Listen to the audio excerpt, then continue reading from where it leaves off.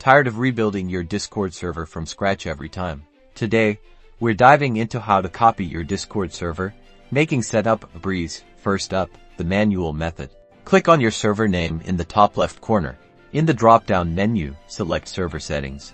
Now, go to Roles. Here's the tedious part. You'll need to create each role individually.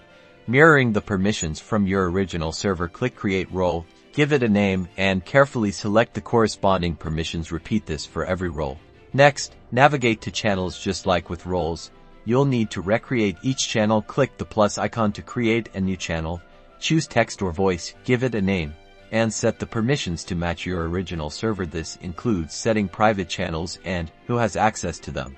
Alternatively, let's explore using a bot. Several Discord bots can help automate server duplication. A popular choice is a bot specifically designed for server backups. Just add the bot to both your original and new servers. Then follow the bot's instructions. Typically, this involves using a command in your original server to create a backup file and another command in your new server to restore from that file. These bots often copy roles, channels, and even some settings automatically, saving you tons of time. Be sure to research the bot and its permissions before adding it to your server. Whether you choose the manual route for granular control or a bot for speed and efficiency, copying your Discord server has never been easier. Now you can quickly manage multiple communities.